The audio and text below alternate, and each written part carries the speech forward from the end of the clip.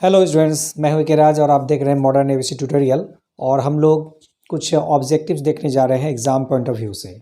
ज़्यादा समय मैं आपका नहीं लूँगा, मैं सीधे टॉपिक पर आता हूं। जो हम लोग का पहला क्वेश्चन है वो है, एक विद्युतीय द्विध्रुव दो विपरीत आवेशों से बना है जिसके परिमाण 3.2 into 10⁻⁻19 coulomb and -3.2 into 10⁻⁻19 coulomb है, और उसके बीच की दूरी 2.4 इंटू 10⁻10 मीटर है। विद्युतीय द्विध्रुव का आघूर्ण, आघूर्ण मतलब आपको क्या निकालने के लिए कह रहा है, तो आपको P निकालने के लिए कह रहा है, ठीक है ना।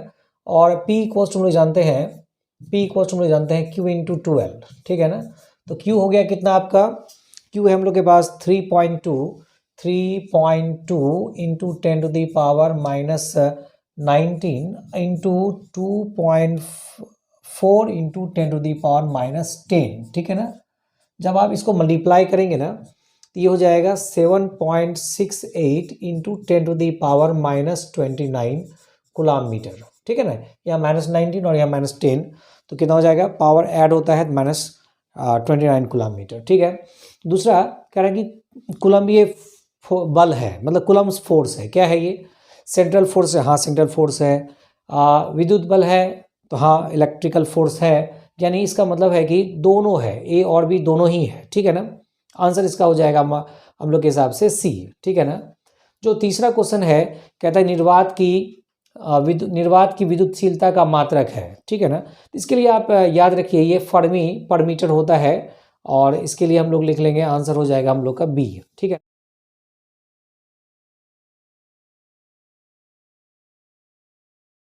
ठीक है, जो हम लोग का नेक्स्ट क्वेश्चन है वो है, पी आघूर्ण वाले किसी विद्युत द्विध्रुव पर समरूप विद्युत क्षेत्र में लगने वाला बल आघूर्ण, टॉर्क के बारे में पूछ रहा है। तो टॉर्क होता है कितना, आप जानते हैं, टॉर्क होता है PE sine theta, PE sine theta. तो पीई साइन थीटा का मतलब है, टॉर्क को हम लोग लिख सकते हैं वेक्टर के फॉर्म में पी क्रॉस ई, पढ़ चुके हैं हम लोग। साइन थीटा है तो क्रॉस हो जाएगा, इसका मतलब आंसर हो गया हम लोगों का ए, ठीक है ना। उसके बाद है कि इसको थोड़ा ऊपर ले जाते हैं, देखने में आपको सहूलियत होगा। इसके बाद हम लोग थोड़ा इसको ऊपर लेके चले जाते हैं। उसके बाद क्वेश्चन है आपका कि आवेश E तथा द्रव्यमान M का एक इलेक्ट्रॉन समरूप विद्युतीय क्षेत्र E में गतिशील है, इसका त्वरण। तो देखिए F इक्वल्स टू हम लोग जानते हैं क्या, ma जानते हैं, और F इक्वल्स टू हम लोग जानते हैं EE, एक्चुअली QE होता है, तो EE कह दीजिए आप इसको, ठीक है ना। और लेफ्ट साइड इक्वल है तो राइट साइड इक्वल कर दीजिए, यानी MA इक्वल्स टू हम लोग कह सकते हैं क्या, EE, ठीक है ना। और जब आप A निकालेंगे तो EE/M, ठीक है ना। तो आंसर देख लीजिए कौन हो गया, आंसर EE/M, यानी आंसर हम लोग का सी हो गया, ठीक है ना। फिर कह रहा है आपसे क्वेश्चन कि वायु में रखे दो धनावेशों के मध्य प्रावैद्युत पदार्थ रख देने पर इसके बीच प्रतिकर्षण बल का मान। देखिए फोर्स का फॉर्मूला क्या होता है, फोर्स का फॉर्मूला होता है 1/4 epsilon not Q/r², Q1 Q2/r², यही फॉर्मूला होता है, यही फॉर्मूला होता है, ठीक है ना। तो कह रहा है क्या कि इसके बीच हम लोग रिलेटिव परमिटिविटी, तो रिलेटिव परमिटिविटी कहाँ आएगा, तो इसके एप्सिलॉन नॉट के आता है। तो जब हम लोग इसे डिवाइड करेंगे तो फोर्स ऑफ अट्रैक्शन या रिपल्सन क्या होगा, घट जाएगा, ठीक है ना। तो घट जाएगा का मतलब है आंसर हो जाएगा हम लोग का बी, ठीक है ना। उसके बाद कह रहा है क्या कि आघूर्ण P वाले किसी विद्युत द्विध्रुव को समरूप विद्युत क्षेत्र E की दिशा से 90 डिग्री पर घुमाने में किया गया कार्य कितना होगा। वर्क का फॉर्मूला आप जानते हैं क्या है, वर्क का क्या फॉर्मूला आप जानते हैं, जरा इसको ऊपर ले लेते हैं। वर्क का फॉर्मूला आप जानते हैं W इक्वल्स टू PE, ठीक है, cos θ1। तो θ1 की जगह आप रख लीजिए ना कितना, 0 डिग्री, है ना, और माइनस cos 90, तो cos 90 का वैल्यू तो 0 हो गया, इसका मतलब हो गया cos 0 का वैल्यू 1 हो जाएगा, यानी W इक्वल्स टू क्या, PE। जो हम लोग वर्क करेंगे वही एनर्जी हो जाएगा, तो आंसर हो जाएगा हम लोग का क्या, आंसर हो जाएगा सी, आंसर हो जाएगा हम लोग का सी, है ना, PE हो जाएगा, ठीक है। फिर कह रहा है क्या, चालक पदार्थ से बने असीमित आवेशित पतली चादर की सतह के निकट स्थित किसी बिंदु पर विद्युतीय क्षेत्र का मान कितना होगा, इलेक्ट्रिक फील्ड इंटेंसिटी कितना होगा किसी लॉन्ग थिन चार्ज सीट के बगल में। तो हम लोग पढ़ चुके हैं, तो इलेक्ट्रिक फील्ड इंटेंसिटी हम लोग बात करें तो ये होता है E equals to σ/2 epsilon naught. और अगर ये थिक चार्ज हो, ठीक है, चार्ज सीट हो, तब वहाँ पर σ/एप्सिलॉन नॉट हो जाएगा। या दो प्लेट के बीच अगर हम लोग बात करें, एक पॉजिटिव और एक नेगेटिव प्लेट होगा, तो σ/एप्सिलॉन नॉट हो जाएगा, ठीक है ना। नेक्स्ट क्वेश्चन है, जब किसी वस्तु को आवेशित किया जाता है तो उसका द्रव्यमान। देखिए कई जगह इसमें कन्फ्यूजन क्रिएट किया जा रहा है, लेकिन आप सोचिए ना, आवेशित करने का मतलब है या तो किसी बॉडी से इलेक्ट्रॉन निकल करके दूसरे बॉडी में जाएगा, या ऐसा ही होगा ना, किसी बॉडी से इलेक्ट्रॉन निकल करके दूसरे में बॉडी में जाएगा। सपोज करिए कि यहाँ से एक इलेक्ट्रॉन निकल करके यहाँ आ गया, तो यहाँ तो इलेक्ट्रॉन का कमी हो गया और यहाँ इलेक्ट्रॉन ज़्यादा हो गया। तो जहाँ इलेक्ट्रॉन ज़्यादा होगा तो इलेक्ट्रॉन कुछ मास लेकर के भी जाएगा ना, तो जिससे निकलेगा उसका मास डिक्रीज करेगा, जिसमें आएगा उसका मास इंक्रीज करेगा। इसका मतलब आंसर हम लोग का हो जाएगा डी नंबर, आंसर हम लोग का डी नंबर हो जाएगा, ठीक है ना, घट या बढ़ सकता है, ठीक है। नेक्स्ट क्वेश्चन है, देखिए इस क्वेश्चन को कई बार पूछा गया, मैंने देखा है कई बार पूछा है, और इसका आंसर बनाने में ज़्यादा तो नहीं, मतलब थोड़ी सी दिक्कत महसूस ये होती है कि लोग इसमें समझ नहीं पा रहे हैं। कह रहे यदि गोले का आवेश 10 माइक्रोकुलाम है, किसी स्फेयर पर जो चार्ज है वो 10 माइक्रोकुलाम हो, तो इसकी सतह पर विद्युतीय फ्लक्स क्या होगा। देखिए फ्लक्स का फॉर्मूला तो फाई इक्वल्स टू हम लोग ई ए ही कहेंगे, ठीक है ना, ई ए कह देंगे। ई हो जाएगा 1/4 pi epsilon naught q by r square, और एरिया हो जाएगा 4 पाई आर स्क्वायर, ठीक है ना। तो ये इस आर स्क्वायर को आप कैंसिल कर दीजिए, उसके लिए कोई दिक्कत नहीं है। लेकिन ये जो 1/4 पाई एप्सिलॉन है, 4/4 पाई कैंसिल मत कीजिए, 9 इंटू 10⁻⁹ इंटू क्यू का वैल्यू 10 इंटू 10⁻⁻6 इंटू 4 पाई, ठीक है ना, इंटू 4 पाई कर लेना है, इंटू 4 पाई कर लिए, ठीक है ना। तो देखिए हो क्या रहा है, तो ये 9 4 जा 36 हो गया, पाई भी आप लिख लिए यहाँ पर, ठीक है, और यहाँ 10⁻10⁻6, तो इंटू 10 क्या हो गया 4, है ना, इतना हो जाएगा, इतना हम लोग का हो जाएगा न्यूटन मीटर स्क्वायर पर कूलम, न्यूटन मीटर स्क्वायर पर कूलम, ठीक है ना, पर कूलम, ठीक है। ये हम लोग का आंसर हो गया, ठीक है। नेक्स्ट कह रहा है क्वेश्चन क्या, एक बंद पृष्ठ के भीतर n विद्युत द्विध्रुव स्थित है, तो बंद पृष्ठ से निर्गत कुल विद्युत फ्लक्स क्या होगा। देखिए जब इलेक्ट्रिक डायपोल है, कोई कहता है कोई बंद सरफेस है, ये देखिए क्लोज सरफेस है, इसमें एक इलेक्ट्रिक डायपोल यहाँ रख लिए -q और ये +q चार्ज हो गया, एक इलेक्ट्रिक डायपोल हम लोग यहाँ रख लिए -q और यहाँ +q चार्ज हो गया, तो ओवरऑल चार्ज जो वो तो जीरो हो गया ना, टोटल चार्ज तो जीरो हो गया। जब इनसाइड द स्फेरिकल सरफेस या किसी भी क्लोज सरफेस के अंदर कोई चार्ज ही नहीं है, तो फ्लक्स का वैल्यू क्या होगा 0। इसका मतलब फ्लक्स का वैल्यू हम लोग का आंसर क्या हो जाएगा यहाँ पर, ये वाला आंसर हम लोग का डी हो जाएगा, ठीक है। नेक्स्ट क्वेश्चन के बारे में बात करते हैं। कह रहा है कि एल भुजा के एक घन के केंद्र बिंदु पर एक आवेश +q रखा है, घन के एक तल से निर्गत विद्युत फ्लक्स क्या होगा। देखिए जब हम लोग घन के अंदर, सपोज करिए कि हम लोग एक घन बना लेते हैं, ये एक घन बना लीजिए आप, ये देखिए एक घन बना लिए, ठीक है ना। इसमें कितना सरफेस है, इसमें कितना सरफेस है, देखिए तो लेफ्ट राइट 2 हो गया, अब टॉप बॉटम 2 4 हो गया, आगे पीछे 2 हो गया 6 हो गया। तो टोटल फ्लक्स तो हम लोग जानते हैं phi equals to q by epsilon naught, और एक सरफेस से कितना होगा, 6 से आप डिवाइड कर दीजिए, 6 से डिवाइड कर देंगे तो क्या हो जाएगा, 6 से डिवाइड करेंगे, है ना, तो कितना हो जाएगा हम लोग का क्यू बाय 6 एप्सिलॉन नॉट, यानी आंसर हम लोग का बी हो जाएगा, आंसर हम लोग का बी हो जाएगा, ठीक है। नेक्स्ट क्वेश्चन कह रहा है कि एक आवेशित गोलीय चालक में विद्युत क्षेत्र के बारे में बात कर रहा है। गोले के भीतर शून्य होता है तथा गोले के बाहर भी शून्य होता है, नहीं ऐसा तो नहीं होता है। गोले के भीतर शून्य होता है तथा गोले के बाहर दूरी बढ़ने के साथ कम होता जाता है। शून्य तो होता है गोले के भीतर, दूरी बढ़ने के साथ कम तो होता जाता है।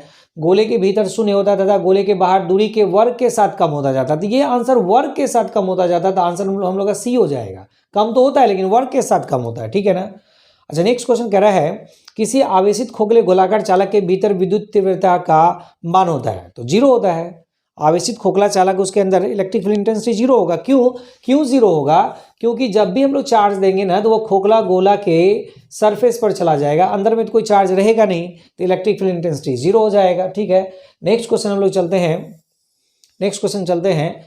यदि किसी बंद पृष्ठ से गुजरने वाला नेट विद्युत फ्लक्स 0 है, तो इससे यह निष्कर्ष निकाला जा सकता है, विद्युत फ्लक्स 0 है तो इससे निष्कर्ष क्या निकाला जा सकता है, इस पृष्ठ से कोई नेट आवेश परिबद्ध नहीं है। हाँ ऐसा हो सकता है, क्योंकि मान लीजिए सपोज करिए कि अगर हम लोग कोई क्लोज सरफेस लेते हैं तो यहाँ -2 कूलम है और ये +2 कूलम है, तो ओवरऑल चार्ज क्या हो गया 0, दोनों को ऐड करेंगे तो 0 हो जाएगा।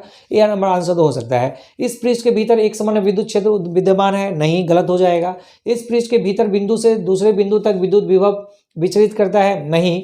पृष्ठ के भीतर आवेश उपस्थित है, नहीं है। रिजल्टेंट जो चार्ज है वो 0 हो जाएगा, ठीक है ना। तो आंसर हम लोग का यहाँ पर हो गया ए, ठीक है ना। विद्युत क्षेत्र ई का एसआई मात्रक है, तो ई का एसआई मात्रक वोल्ट पर मीटर। ये फॉर्मूला कहाँ से आता है, E equals to minus d V by d r पढ़े होंगे, ठीक है ना। तो यहाँ डीवी के लिए वोल्ट और डी आर के लिए मीटर, तो वोल्ट पर मीटर हम लोग का आंसर हो गया, समझ रहे हैं शायद, ठीक है ना। नेक्स्ट क्वेश्चन है, स्थिर विद्युत बल होता है, संरक्षी होता है, असंरक्षी होता है, कहीं संरक्षी कहीं असंरक्षी, इसमें से कोई नहीं। तो देखिए ये कंजर्वेटिव फोर्स है, हम लोग बात कर चुके हैं, कंजर्वेटिव फोर्स है, ठीक है ना।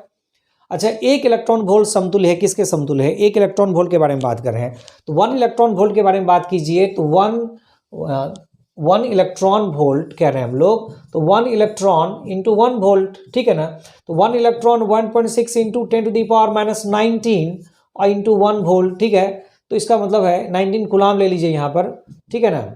और ये हो गया 1.6 इंटू 10⁻⁻19, ठीक है, जूल, है ना।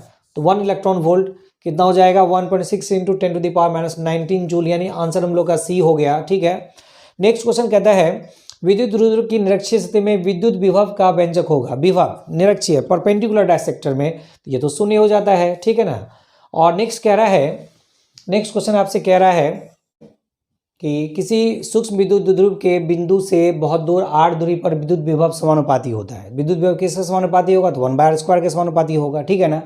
इलेक्ट्रॉन वोल्ट इकाई होती है, किसकी होती है, तो ऊर्जा की होती है, ठीक है। इसका आंसर हो गया सी, इसका आंसर सी हो गया, और इसका आंसर ऊर्जा यानी डी हो जाएगा, ठीक है।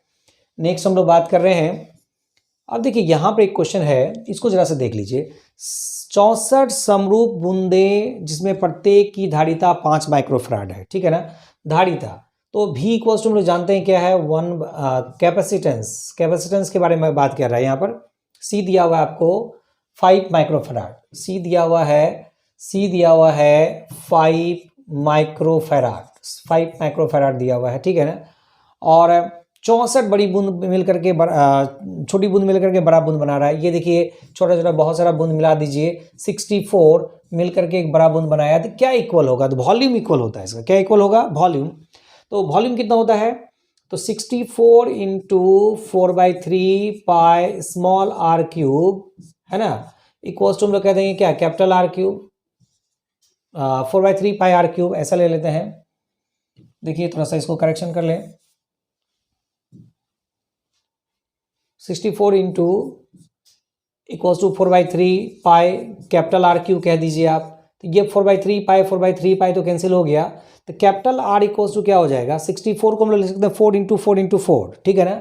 इसका मतलब है कितना हो जाएगा, 4 पर पावर 3, 4r का whole cube into 1/3 equals to क्या हो गया, 4r, है ना, इसको इक्वल्स टू हो गया 4r।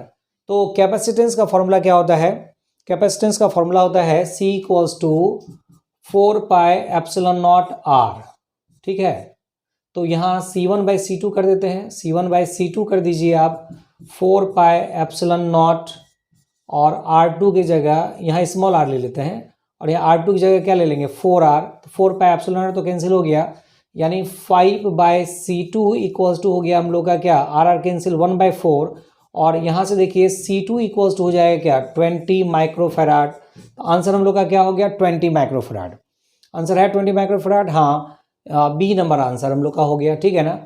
फिर कह रहा है कि 3 संधारित्र जिसमें प्रत्येक की धारिता C है, श्रेणी क्रम में जोड़े गए हैं, परिणामी धारिता का मान क्या होगा, श्रेणी क्रम में, सीरीज में। तो सीरीज में अगर हम लोग ऐड करते हैं ना, तो ये C/3 हो जाएगा, क्योंकि फॉर्मूला होता है 1/CS equals to 1/C1 plus 1/C2 plus dot dot 1/CN, है ना, रेजिस्टेंस के अपोजिट चलता है। जो नेक्स्ट क्वेश्चन हम लोग का है कि ये दोनों पैरेलल में है, तो पैरेलल में तो बड़ा आसान होता है ना, पैरेलल में CP इक्वल्स टू क्या होता है, फॉर्मूला CP इक्वल्स टू हो जाता है CP equals to C1 plus C2, यानी 3 + 2 इक्वल्स टू क्या, 5 माइक्रोफैराड, 5 माइक्रोफैराड रेजिस्टेंस के अपोजिट होता है, ठीक है ना।